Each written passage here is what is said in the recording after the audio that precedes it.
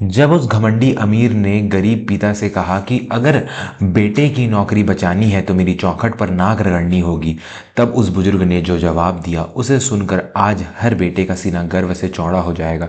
यह कहानी सिर्फ एक पिता और बेटे की नहीं, बल्कि यह कहानी है उस स्वाभिमान की जो आज के दौर में कहीं खो सा गया है। यह कहानी है उस रीढ़ की हड्डी की जिसे समाज और हालात अक्सर तोड़ने की कोशिश करते हैं। सुंदरपुर गाँव के एक छोटे से कच्चे मकान में मास्टर दीनानाथ रहते थे। दीनानाथ जी गाँव के सरकारी स्कूल से रिटायर हुए एक साधारण शिक्षक थे। पूरी जिंदगी उन्होंने बच्चों को सिर्फ किताबी ज्ञान नहीं दिया, बल्कि इंसानियत का पाठ पढ़ाया था। उनकी धोती पुरानी जरूर होती थी, लेकिन उनका चरित्र उजला था। उनके घर में धन की कमी थी, मगर उसूलों की कोई कमी नहीं थी। उनका बेटा था सूरज। सूरज अभी अभी शहर से पढ़ाई पूरी करके लौटा था और उसे पास के ही कस्बे में एक अच्छी नौकरी मिल गई थी। यह नौकरी दीनानाथ जी के बुढ़ापे का सहारा थी। सब कुछ ठीक चल रहा था, लेकिन गांव के सबसे रसूखदार और दबंग व्यक्ति ठाकुर विक्रम सिंह की नज़र दीनानाथ जी की उस छोटी सी जमीन पर थी जो उनके घर के पीछे थी। वह जमीन पुश्तैनी थी और ठाकुर वहां अपना गोदाम बनाना चाहता था। कई बार ठाकुर ने दीनानाथ जी को पैसों का लालच दिया, लेकिन मास्टर जी ने हर बार हाथ जोड़कर मना कर दिया। ठाकुर साहब, यह जमीन मेरे पूर्वजों की निशानी है। इसे बेचकर मैं अपने पितरों का अपमान नहीं कर सकता। मुझे पैसों की भूख नहीं है, दाल रोटी चल रही है, बस इतना ही काफ़ी है, दीनानाथ जी ने बड़ी विनम्रता से कहा था। लेकिन ठाकुर विक्रम सिंह को ना सुनने की आदत नहीं थी। उसका अहंकार उसके धन और बाहुबल से भी बड़ा था। उसके मन ही मन ठान लिया कि वह इस 2 कौड़ी के मास्टर को झुकाकर रहेगा। वक्त का पहिया घूमा। सूरज की नौकरी को अभी 6 महीने ही हुए थे। वह जिस कंपनी में काम करता था वह ठाकुर विक्रम सिंह के ही एक रिश्तेदार की थी। एक दिन अचानक सूरज घबराया हुआ घर आया। उसका चेहरा पीला पड़ा हुआ था और आंखों में दहशत थी। दीनानाथ जी ने अपनी आराम कुर्सी से उठते हुए पूछा, क्या हुआ बेटा, तू इतना डरा हुआ क्यों है? सब ठीक तो है? सूरज की आवाज़ कांप रही थी। उसने लड़खड़ाते हुए कहा, पिताजी, मुझ पर चोरी का इल्ज़ाम लगा है। कंपनी के मालिक कह रहे हैं कि मैंने कैश काउंटर से 5 लाख रुपए चुराए हैं, जबकि आप जानते हैं पिताजी, मैंने आज तक एक पाई हराम की नहीं छुई। दीनानाथ जी का माथा ठनका। उन्हें समझते देर नहीं लगी कि यह जाल किसने बुना है। उन्होंने बेटे के कंधे पर हाथ रखा और बोले, मुझे तेरी परवरिश पर भरोसा है बेटा। जिसने अन्याय नहीं किया उसे डरने की जरूरत नहीं। तभी दरवाजे पर एक जीप आकर रुकी। उसमें से ठाकुर विक्रम सिंह का मुनीम उतरा। उसने एक फरमान सुनाया, मास्टर जी, ठाकुर साहब ने उस याद किया है, कहा है कि अगर बेटे को जेल जाने से बचाना है तो अभी के अभी हवेली आ जाओ, फैसला वहीं होगा। सूरज डर के मारे कांपने लगा। पिताजी, मुझे जेल नहीं जाना, प्लीज़ कुछ कीजिए। ठाकुर साहब बहुत ताकतवर है, वो मेरी जिंदगी बर्बाद कर देंगे। दीनानाथ जी ने अपनी लाठी उठाई, चश्मा ठीक किया और बेटे का हाथ थाम कर बोले, चल देखते हैं कि सच बड़ा है या ठाकुर का झूठ। दोस्तों, कहानी में आगे बढ़ने से पहले अगर आप भी अपने माता पिता के त्याग और संस्कारों का सम्मान करते हैं तो चैनल को अभी सब्सक्राइब कर लें और बेल आइकन दबाना न भूलें। हम ऐसी ही कहानियां आपके लिए लाते रहते हैं। हवेली के बड़े से आंगन में ठाकुर विक्रम सिंह हुक्का गुड़गुड़ा रहा था। उसके आसपास उसके चमचे बैठे थे। जैसे ही दीनानाथ और सूरज वहां पहुंचे, ठाकुर ने एक कुटिल मुस्कान के साथ उनकी तरफ देखा। आओ मास्टर आओ, सुना है बेटा आजकल लंबी हाथ मारने लगा है। 5 लाख की चोरी, जेल की हवा खानी पड़ेगी अब तो, ठाकुर ने व्यंग किया। सूरज रोने लगा, नहीं मालिक, मैंने चोरी नहीं की, मैं निर्दोष हूँ। ठाकुर हंसा, निर्दोष तो तब साबित होगा जब पुलिस मानेगी, और पुलिस को वही मानेगी जो मैं कहूँगा। देख मास्टर, मैं तेरा बुरा नहीं चाहता, मेरे पास एक रास्ता है।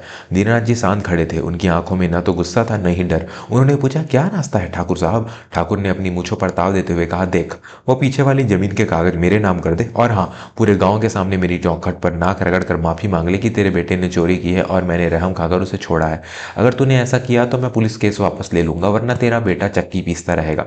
पूरे आंगन में सन्नाटा छा गया। सूरज ने अपने पिता की तरफ देखा। उसकी आंखों में विनती थी कि पिताजी मान जाइए, वरना मेरा भविष्य खत्म हो जाएगा। वह झुकने को तैयार था। वह चाहता था कि किसी तरह यह मुसीबत टल जाए।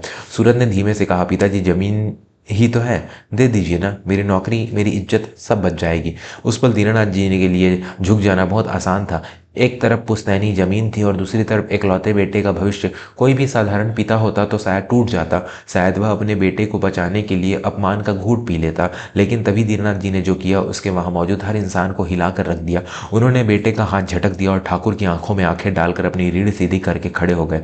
उन्होंने सूरज की तरफ देखा और भारी आवाज में बोले, सूरज, आज अगर तू चुप रहा तो पूरी जिंदगी अपनी नजरों में गिर जाएगा। मेरी बात ध्यान से सुन, जिंदगी में 4 जगह कभी मत झुकना। अगर आज तू झुक गया तो दुनिया तुझे पैरों तले कुचल देगी। ठाकुर और उसके आदमी हैरान होकर मास्टर जी को देख रहे थे।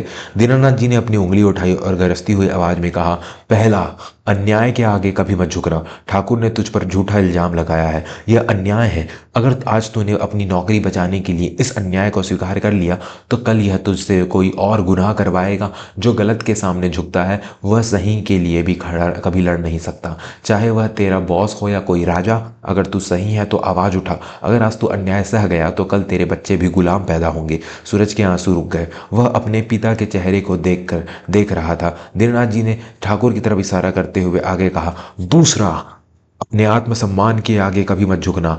यह मुझसे कह रहा है कि मैं इसकी चौखट पर नाक रगड़ूं। बेटा, आत्मसम्मान वह दीवार है जो इंसान को टूटने से बचाती है। अगर यह दीवार गिर गई तो तेरी पहचान मिट जाएगी। नौकरी तो फिर मिल जाएगी, जमीन भी वापस आ सकती है, लेकिन गिरा हुआ स्वाभिमान कभी वापस नहीं खड़ा होता। मैं भूखा मर जाऊंगा लेकिन अपनी पगड़ी किसी की बेईमान के पैरों में नहीं रखूंगा। ठाकुर का चेहरा गुस्से से लाल हो गया। वह चिल्लाया, मास्टर, जबान संभाल वरना। दीननाथ जी ने उसकी धमकी को अनसुना करते हुए बेटे से कहा, तीसरा, झूठ के आगे मत झुकना। ठाकुर चाहता है कि हम झूठ बोलें कि तूने चोरी की है। याद रखना सूरज, झूठ हमेशा चमकदार लगता है मगर अंदर से खोखला होता है। सच बोलने में डर लगता है, नुकसान भी होता है, मगर सुकून भी उसी में है। अगर आज तूने एक झूठ पर समझौता किया तो जिंदगी भर उस झूठ का बोझ ढोना पड़ेगा। सच का साथ मत छोड़ना, चाहे परिणाम कुछ भी हो। और अंत में दीनानाथ जी ने अपनी लाठी को जमीन पर जोर से पटका और बोले, अब चौथा, डर के आगे कभी मत झुकना। तुझे जेल जाने का डर है, समाज में बदनामी का डर है। याद रख, डर हमेशा उसी दरवाजे के पीछे खड़ा होता है जहां तेरी जीत इंतजार कर रही होती है। यह ठाकुर तुझे डरा रहा है क्योंकि यह खुद अंदर से डरपोक है। जो सच के साथ खड़ा होता है उसे किसी के बाप से डरने की जरूरत नहीं होती। डर को जीतने का एक ही तरीका है, उसका सामना करना। दीननाथ जी की बातें पूरे वातावरण में गूंज रही थी। सूरज, जो अभी तक एक सहमा हुआ लड़का था, उसके अंदर अचानक एक बदलाव आया। पिता के शब्दों ने उसके अंदर की सोई हुई मर्दानगी और संस्कारों को जगा दिया था। उसने अपने से आंसू पोंछे और तनकर खड़ा हो गया। सूरज ने ठाकुर की तरफ देखा और कहा, ठाकुर साहब, मैं जेल जाने को तैयार हूँ, पुलिस को बुला लीजिए, लेकिन मेरे पिताजी अब की चौखट पर नाक नहीं रगड़ेंगे और न ही हम वह जमीन देंगे। मैं कोर्ट में साबित करूंगा कि मैं निर्दोष हूँ, और अगर साबित नहीं भी कर पाया तो चोर का ठप्पा लेकर जी लूंगा, लेकिन कायर बनकर नहीं जीऊंगा। ठाकुर विक्रम सिंह हक्का बक्का रह गया। उसने सोचा था कि पुलिस की धमकी से ये बाप बेटे उसके पैरों में गिर पड़ेंगे, लेकिन यहाँ तो बाजी ही पलट गई थी। गांव के जो लोग तमाशबीन बनकर खड़े थे, दीननाथ जी की बातों से उनके अंदर भी आग लग गई थी। भीड़ में से एक बुजुर्ग बोला, मास्टर जी सही कह रहे हैं, हम कब तक इस ठाकुर के अन्याय के आगे झुकेंगे। मैं गवाह हूं, जिस वक्त चोरी का समय बताया जा रहा था सूरज मेरे साथ मंदिर में प्रसाद बांट रहा था। दूसरा व्यक्ति बोला, हूं तो मैं भी गवाह, मैंने मुनीम जी को खुद तिजोरी से पैसे निकाल कर अपनी जेब में रखते देखा था। मुझे लगा मालिक का काम होगा। देखते ही देखते पूरा गांव जो कल तक डर के मारे चुप रहता था, आज मास्टर दीननाथ के उस साहस को देखकर उनके पीछे खड़ा हो गया। वह डर जिसका साम्राज्य ठाकुर ने बनाया था, वह सच्चाई और आत्मसम्मान की एक चोट से बिखर गया। ठाकुर विक्रम सिंह घबरा गया। उसे समझ आ गया कि अगर अब पुलिस आई तो जांच उसी पर पड़ सकती है, क्योंकि गांव वाले गवाही देने को तैयार है। उसने तुरंत पैतरा बदला और हंसने का नाटक करने लगा। अरे मास्टर, तुम तो दिल पर ले गए, मैं तो बस तुम्हारी बेटी की परीक्षा ले रहा था कि वह कितना ईमानदार है। जाओ जाओ, कोई पुलिस केस नहीं होगा, नौकरी भी रहेगी। ठाकुर ने बात संभालने की कोशिश की, लेकिन उसकी आंखों में हार साफ दिख रही थी। दीनानाथ जी ने ठाकुर को प्रणाम नहीं किया, बस एक सख्त नजर डाली और बेटे से बोले, चल बेटा, ऐसी नौकरी की हमें जरूरत नहीं जहां ईमानदारी की परीक्षा बेईमान लोग लेते हो। हम अपनी मेहनत की खा लेंगे, लेकिन सिर उठाकर जिएंगे। दोनों पिता पुत्र सांस से हवेली से बाहर निकले। सूरज ने बाहर आते ही पिता के चरण स्पर्श किए। आज उसे समझ आ गया था कि असली दौलत बैंक बैलेंस नहीं, बल्कि वह रीढ़ की हड्डी है जो मुसीबत में भी झुकती नहीं।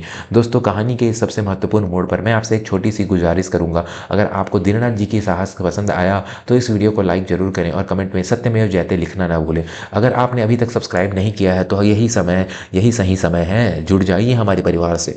उस दिन के बाद सूरज ने शहर में दूसरी नौकरी ढूंढ ली।